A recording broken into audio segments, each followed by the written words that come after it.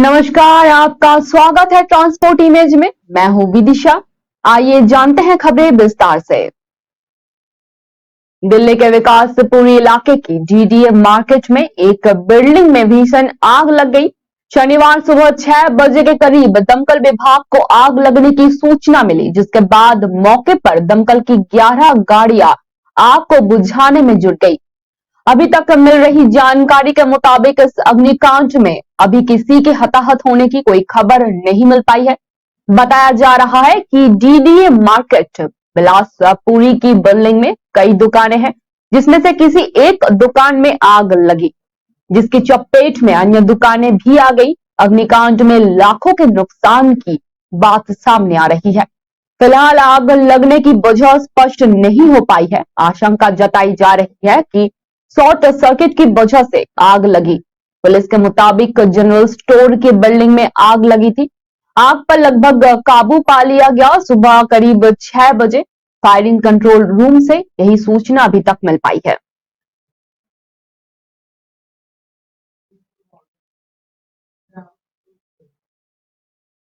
रविवार को जिस सफेद बाघ के शावक की मौत हो गई थी, उस समय संक्रमण या अन्य किसी बीमारी के कोई लक्षण नहीं दिखे हैं। अधिकारी ने यह जानकारी साझा करते हुए अपना नाम उजागर न करने की शर्त पर बताया कि इससे पता चलता है कि शावक की मौत इनब्रीडिंग यानी कि अंत प्रजनन से जुड़ी आनुवंशिक समस्याओं से हुई। एक अन्य अधिकारी ने बताया कि बरेली में भारतीय पशु चिकित्सा अनुसंधान संस्था से मिली रिपोर्ट में बाघ के संक्रमण या किसी अन्य बीमारियों से पीड़ित न होने की पुष्टि हुई है। बाघिन सीता ने 24 अगस्त को 3 शावकों को जन्म दिया था। नर शावक में से एक की रविवार को ही मौत हो गई थी। चिड़ियाघर के अधिकारियों ने बताया कि शावक लंगड़ा रहा था। 2 अन्य शावकों में भी इसी तरह के लक्षण देखे गए। बाघ कई प्रजाति नहीं है, बल्कि एक आनुवंशिक उत्परिवर्तन का परिणाम है।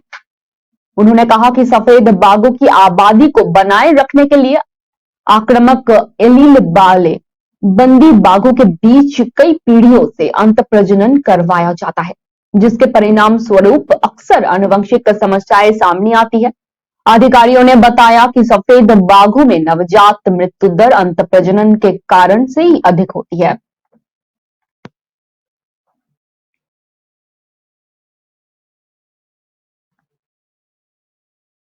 दिल्ली नगर निगम का मेयर कौन होगा, अब इस सस्पेंस खत्म होने को नजर आ रही है। एमसीडी चुनाव में जीत दर्ज करने के बाद आम आदमी पार्टी ने शुक्रवार को मेयर पद और डिप्टी मेयर पद के लिए उम्मीदवारों के नाम का ऐलान कर दिया है। आपकी तरफ से पटेल नगर से पार्षद सैली ओबरॉय मेयर पद और चांदनी महल से पार्षद आले मोहम्मद इकबाल को डिप्टी मेयर का उम्मीदवार बनाया है। आम आदमी पार्टी की सबसे बड़ी decision making body political affairs committee की बैठक हुई। पैक की बैठक में शनिवार इन दिनों दोनों नामों पर मुहर लगाई गई। पैक की बैठक के बाद आपके राष्ट्रीय सचिव पंकज गुप्ता ने प्रेस कॉन्फ्रेंस करके मेयर पद के लिए सैली ओबरॉय और डिप्टी मेयर पद के लिए आले मोहम्मद इकबाल के नाम का ऐलान किया। साथ ही स्टैंडिंग कमेटी के सदस्यों के नाम का भी ऐलान किया गया। पंकज गुप्ता ने बताया कि मेयर और डिप्टी मेयर अभी 3 महीने के लिए चुना जाएगा। आम आदमी पार्टी की पीएससी ने 4 सदस्यों को स्टैंडिंग कमेटी के लिए चुना है। बता दें कि 6 जनवरी को दिल्ली नगर निगम की पहली बैठक में मेयर, डिप्टी मेयर और स्थायी समिति के सदस्यों का चुनाव होगा। 7 दिसंबर को घोषित हुए एमसीडी चुनाव परिणाम में आम आदमी पार्टी की 134 सीटें और भाजपा की 104 सीटें आई थी। दिल्ली भाजपा पहले ही ऐलान कर चुकी है कि वो मेयर और डिप्टी मेयर पद के लिए अपना उम्मीदवार नहीं उतारेंगे।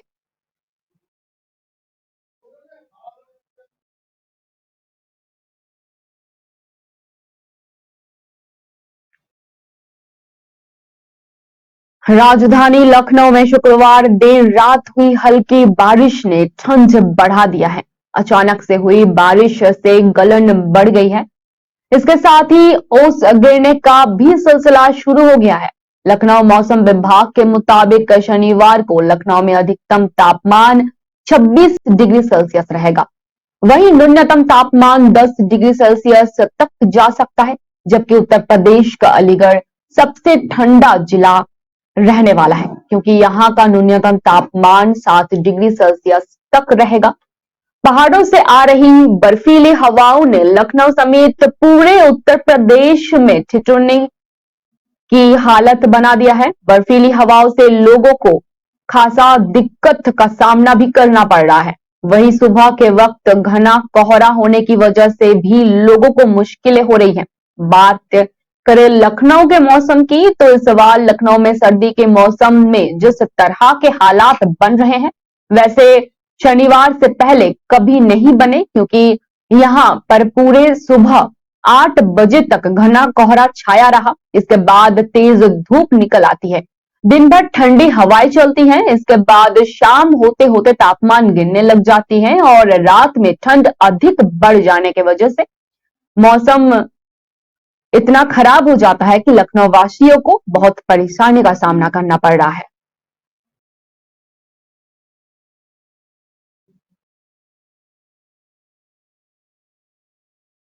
यूपी पुलिस से तैनात एक सिपाही गरीब बच्चों को पढ़ाने के लिए पेड़ के नीचे स्कूल चलाते हैं।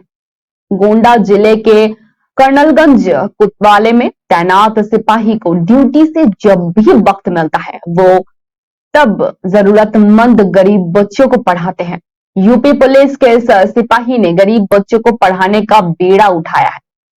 गोंडा जिले में तैनात यूपी पुलिस का ये सिपाही इन दिनों अपने कार्य को लेकर काफी चर्चा में आ गए हैं।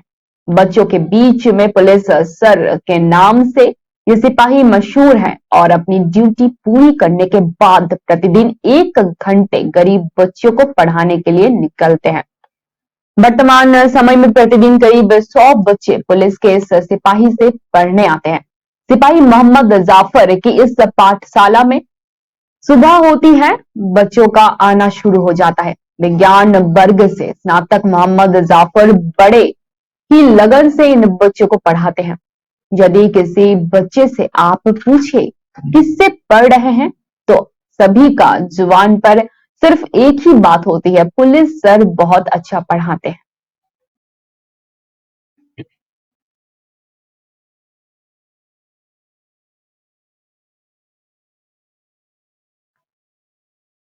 महाराष्ट्र के भाजपा विधायक जय कुमार गोरे शनिवार भीषण सड़क हादसे की चपेट में आ गए और गंभीर रूप से जख्मी हो गए। हादसा पुणे पठरपुर रोड पर फलहट के पास मालथन स्थित शमशान घाट के पास हुआ। जय कुमार गोरे की फॉर्च्यून एसयूवी पुल से 30 फीट नीचे खाई में गिर गई। प्राथमिक जानकारी के मुताबिक ड्राइवर ने गाड़ी से नियंत्रण खो दिया था, जिस कारण ये एक्सीडेंट हुआ। इस घटना में बीजेपी विधायक के सीने में गंभीर चोटें आई हैं। उन्हें पुणे के रूबी अस्पताल में भर्ती करवाया गया है। जय कुमार के साथ गाड़ी में सवार 4 और लोग गंभीर रूप से घायल हो गए हैं। अन्य घायलों को बारामती के अस्पताल में भर्ती करवाया गया है। बीजेपी विधायक पुणे से अपने गांव दहीबाड़ी जा रहे थे। पुलिस पूरे मामले की जांच में जुटी हुई है।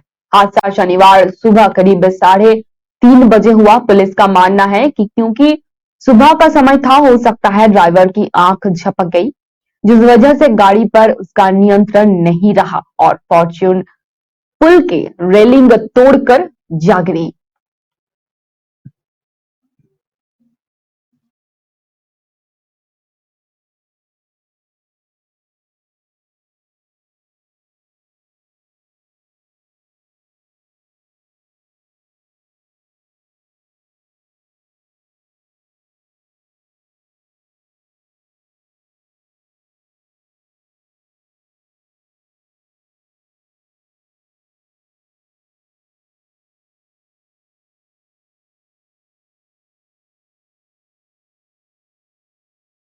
बिहार में चिमनी भट्टा ब्लास्ट होने की घटनाएं तेजी से बढ़ रही हैं। पहले गोपालगंज, फिर मोतिहारी के रक्सौल में चिमनी भट्टा ब्लास्ट की घटना हुई। दोनों हादसे में 10 मजदूरों की मौत हो गई।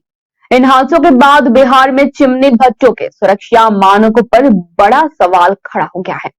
आखिर क्यों बार बार चिमनी भट्टा ब्लास्ट की खबरें आ रही हैं?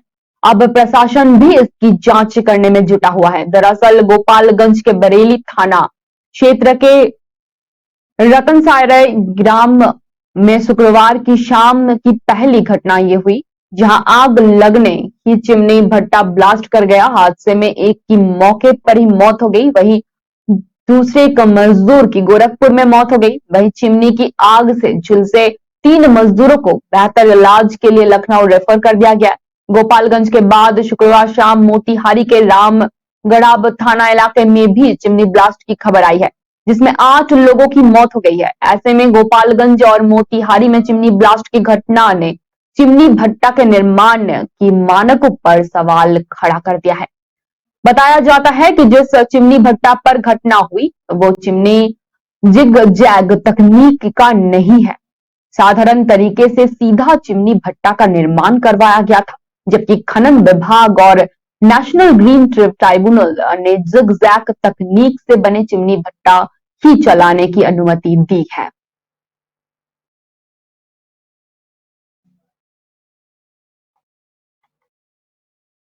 पाकिस्तानी खुफिया एजेंसी के लिए काम कर रहे पूर्वी चंपारण के युवक को पश्चिम बंगाल के सिलीगुड़ी में एसटीएफ ने गिरफ्तार कर लिया। गिरफ्तार युवक पूर्वी चंपारण जिला के घोड़सहन थाना क्षेत्र के श्रीरामपुर कस्बा गांव का गुड्डू कुमार गिरी बताया जा रहा है। पाकिस्तान खुफिया एजेंसी के लिए काम कर रहे युवक मोतिहारी का निकला। सिलीगुड़ी में गिरफ्तार पाक खुफिया एजेंसी के लिए काम करने वाला इस युवक की पहचान घोड़सहन थाना क्षेत्र श्रीपुर कस्बा गांव के शंभू गिरी के पुत्र गुड्डू गिरी के रूप में की गई है। गिरफ्तार युवक की कुंडली खगोलने में मोतिहारी पुलिस अभी भी जुटी हुई है। जानकारी के अनुसार सिलीगुड़ी से एसटीएफ ने गिरफ्तार युवक को न्यायिक हिरासत पर भेज दिया है। केंद्रीय एजेंसी के अनुसार गिरफ्तार युवक बागडोगरा सुकना सहित सैन्य इकाइयों से सूचना और फोटो एकत्रित कर पाक आईएसआई को दे रहा था। सूत्रों के अनुसार उक्त युवक की सूचना केंद्रीय खुफिया एजेंसी को मिली थी, जिस पर एसटीएफ ने टावर लोकेशन के आधार पर गिरफ्तार किया। घोड़ासहन थाना के श्रीपुर कस्बा गांव निवासी गुड्डू कुमार गिरी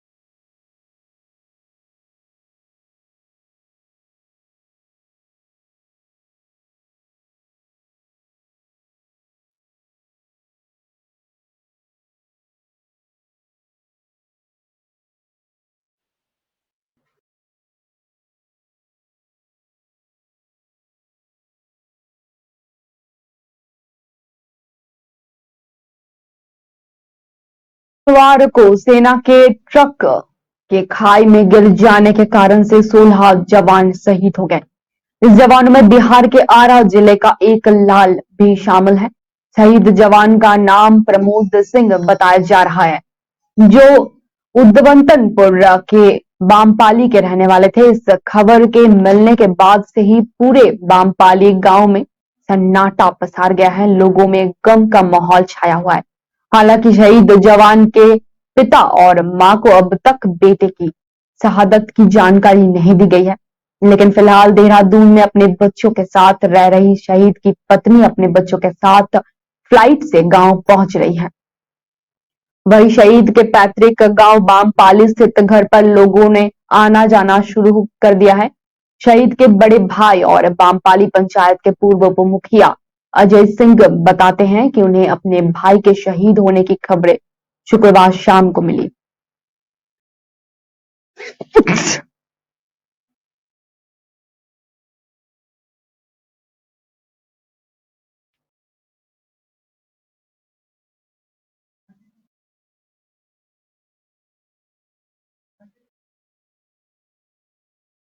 मध्य प्रदेश के बैतूल जिले में शुक्रवार रात को हुई भीषण सड़क हादसे में 4 लोगों की दर्दनाक मौत हो गई। हादसा ट्रक और कार के आमने सामने हुई टक्कर के कारण हुआ। हादसे में जान गंवाने वालों में शामिल एक महिला गर्भवती थी। पुलिस ने शवों को स्थानीय अस्पताल की मर्चरी में रखवाया है। वहां उनका पोस्टमार्टम करवाया जाएगा। पुलिस ट्रक को जब्त कर लिया है और उसका स्टफ मौके से फरार हो गया है। पुलिस उनकी तलाश में जुटी हुई है। हादसे में शिकार हुए लोगों में से अभी तक 3 की पहचान नहीं हो पाई है। पुलिस के अनुसार हादसा बैतूल नागपुर 4 लेन पर शुक्रवार देर रात मुल्ताई के पास हुआ। उस दौरान एक कार बैतूल से नागपुर की तरफ जा रही थी। इस कार में 2 महिलाएं और 2 पुरुष सवार थे। बताया जा रहा है कि मुल्ताई में एक ट्रक गलत दिशा से 4 लेन पर आ रहा था। उस दौरान कार भी तेज गति में थी। इसके चलते दोनों वाहन एक दूसरे से जोरदार तरीके से टक्कर खा गए। ट्रक से हुई भिड़ंत में इतनी जबरदस्त थी कि कार के परखच से उड़ गए और वो कड़ाब में तब्दील हो गया। हरियाणा के सरकारी स्कूलों में सर्दी की छुट्टियां 1 जनवरी से लेकर 15 जनवरी तक होगी। शिक्षा मंत्री कंवरपाल गुर्जर ने यह घोषणा की है। पंचायत द्वारा सुबह सुबह मंदिर या गुरुद्वारा से अनाउंसमेंट करवाया कि विद्यार्थियों को जगाने वाले सवाल पर शिक्षा मंत्री ने इस कदम की खूब सराहना की। उनकी माने तो विद्यार्थियों द्वारा सुबह उठकर पढ़ाई करने से जहां उनके स्वास्थ्य में सुधार होगा, वहीं पढ़ाई में भी वो हमेशा अव्वल रहेंगे। इसमें माता पिता के साथ साथ समाज के भी वर्गों को सहयोग करना चाहिए। कंवरपाल गुर्जर ने ये भी कहा कि कोरोना के बढ़ते मामले को लेकर सरकार सतर्क है और सभी तरह से तैयारियां पूरी कर रही है। पिछली बार कोरोना के मामले को देखते हुए हमारी इस बार भी पूरी तैयारी है। हरियाणा में धुंध व कोहरे का प्रकोप लगातार जारी है। ऐसे में स्कूलों में बच्चों के लिए छुट्टी की मांग जोर पकड़ने लगी थी। लेकिन इसी बीच हरियाणा के शिक्षा मंत्री कंवरपाल गुर्जर ने स्पष्ट कर दिया है कि छुट्टियां 1 से 15 जनवरी तक ही होगी। उन्होंने कहा कि 1 जनवरी में अभी मात्र कुछ दिन बचे हैं।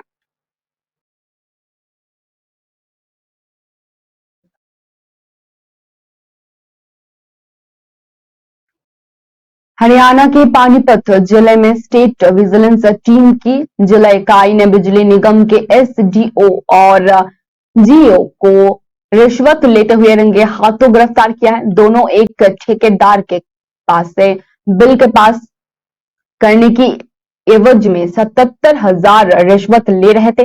दोनों के खिलाफ कर्नल विजिलेंस थाने में भ्रष्टाचार की विभिन्न धाराओं में केस दर्ज करवाया गया है और उन्हें गिरफ्तार कर लिया गया है। दोनों आरोपियों को शनिवार को कोर्ट में पेश किया गया। विजिलेंस इंस्पेक्टर सुमित कुमार ने बताया कि उन्हें एक ठेकेदार ने शिकायत दी कि बताया उन्हें उसने काबड़ी रोड पर सब विजिलेंस बनाने का काम लिया था। उसने सभी सरकारी नियमों एवं शर्तों को पूरा करते हुए ये ठेका लिया था। उसने साल 2021 में इस काम का ठेका लिया था, जिसका काम अभी भी चल रहा है। अभी तक हुए काम में पेमेंट करीब 19 लाख रुपए बकाया थी। इस बिलों को पास करवाने के लिए वो बिजली निगम के लगातार चक्कर लगा रहा था, संबंधित अधिकारियों से गुहार लगा रहा था।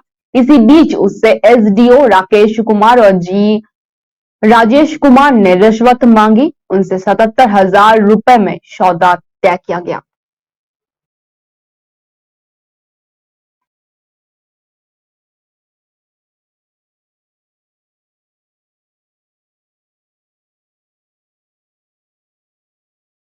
अभी तक अपने फलों से बने एनर्जी ड्रिंक को देखे होंगे, लेकिन हरदा में एक महिला किसान ने भारत में पहली बार फूल की पंखुड़ियों से एनर्जी ड्रिंक तैयार किया है।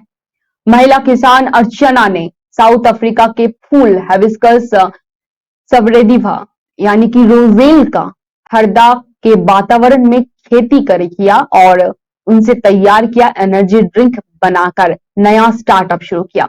इसके जरिए अर्चना ने कई महिलाओं को रोजगार दी। प्रदेश सरकार ने उनके स्टार्टअप को सराहा और इंदौर में होने वाली ग्लोबल समिट में भी शामिल किया। मध्य प्रदेश के हरदा में सिरकर सिरकंबा गांव की बेटी ने प्राकृतिक एनर्जी ड्रिंक बनाया है। मां और बेटी दोनों मिलकर विदेशी फूलों की टीकर एनर्जी ड्रिंक तैयार कर रही हैं। अर्चना स्नातक करने के बाद पारंपरिक खेती छोड़कर कुछ नया करना चाहती थी। उनके पिता मधु धाकर जिले ही नहीं प्रदेश के भी उन्नतशील किसान के रूप में जाने जाते हैं। उनके चलते साल 2016 में ऑस्ट्रेलिया से फार्मर कंपनी के लोग भारत आए थे। उन्होंने हिबिस्कस सबदेरिफा फूल के बारे में जानकारी दी और खेती करने को कहा। अर्चना के लिए विदेशी फूलों को देश के माहौल में उगाना बड़ा चैलेंज था। 2 साल असफल होने के बाद अर्चना और उनकी मां का प्रयोग आखिरकार सफल हो गया।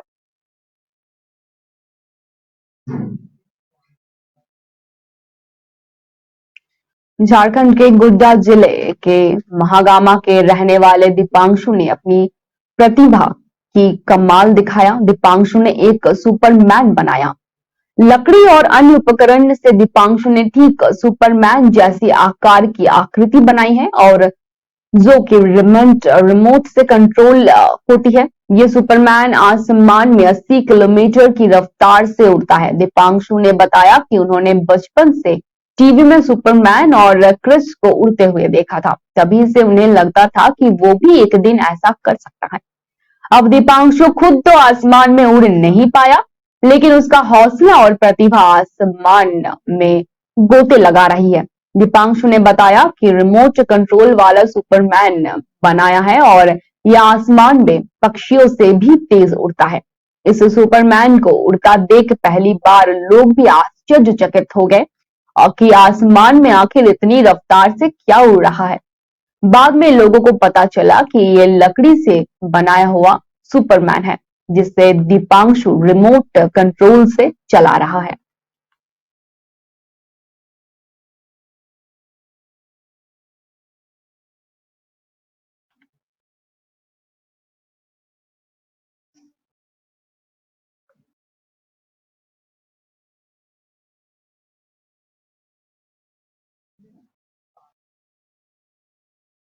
अब तक के लिए इतना ही। धन्यवाद।